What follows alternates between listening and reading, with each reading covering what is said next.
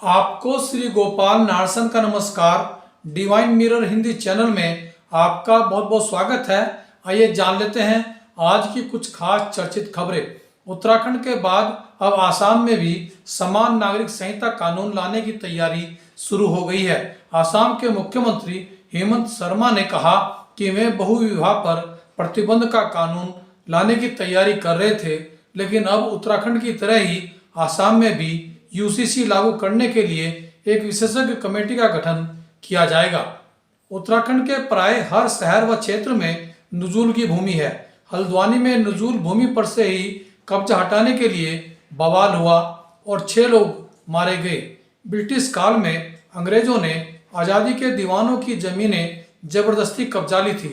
सन 1947 में देश आज़ाद होने पर भारत सरकार ने उक्त अंग्रेजों द्वारा कब्जाई गई जमीन को उनके मालिकों को लौटाने का फैसला किया, लेकिन जिन जमीनों के असली मालिक नहीं मिल पाए उन जमीनों पर हक सरकार ने अपने पास रख लिया, जिसे नुजूल भूमि नाम दिया गया है। रुड़की में तो लगभग पूरा सिविल लाइन क्षेत्र ही नुजूल भूमि है। राजस्थान कांग्रेस कमेटी ने एक प्रस्ताव पारित कर कांग्रेस की पूर्व अध्यक्ष सोनिया गांधी को राज्यसभा चुनाव लड़ने का ऑफर दिया है।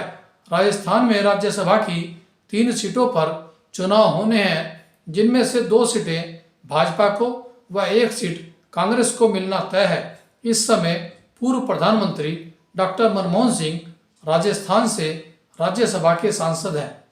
गुजरात में एक प्रशिक्षु दरोगा को शादी का झूठा बहाना बनाकर छुट्टी मांगना भारी पड़ गया और उसे नौकरी से निकाल दिया गया। मुन्ना भाई हमीर भाई आल नामक प्रशिक्षु दरोगा ने छुट्टी लेने के लिए अपनी सगाई का झूठा कार्ड छपवाकर छुट्टी लेनी चाहिए, तो शक होने पर पुलिस अधिकारियों द्वारा कराई गई जांच में न सिर्फ शादी का कार्ड फर्जी पाया गया, बल्कि उसके विरुद्ध अनुशासनहीनता के 17 मामले भी पाए गए, जिस कारण उसे नौकरी से बर्खास्त कर दिया गया। महाराष्ट्र में कांग्रेस के कद्दावर नेता पूर्व मुख्यमंत्री अशोक चौहान ने कांग्रेस को अलविदा कह दिया है। वे कभी भी भाजपा में जा सकते हैं। उनकी नज़र भाजपा टिकट पर राज्यसभा जाने की है। उन्होंने विधायक पद से भी इस्तीफा दे दिया है।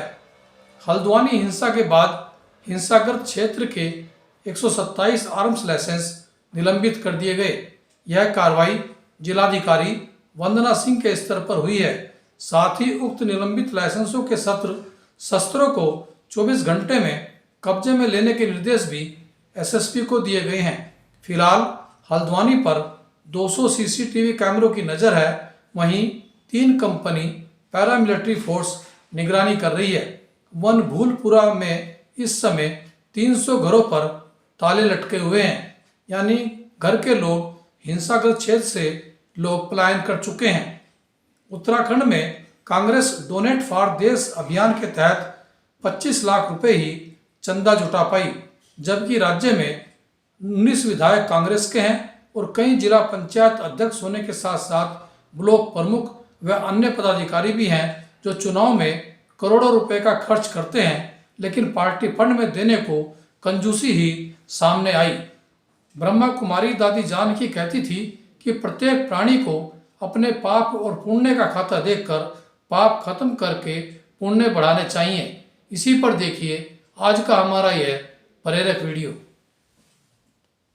मुखरा देख ले प्राणी, कितने पुण्य किए है कितने पाप किए है। अब पुण्य का खाता बढ़ता जाए, पाप का खाता खत्म होता जाए, तो आत्मा में जो आज उम्मीदों का सितारा है, कल सफलता का सितारा है और परसों क्या होगा, चमकता हुआ सितारा, और कुछ करना ही नहीं है। सफलता में खुशी, जन्म से दत्कार है सफलता। जो कुछ नहीं जानते थे वो अच्छे कर्म करने की समझ आ गई। बुरे कर्मों ने बुद्धि भ्रष्ट कर दी।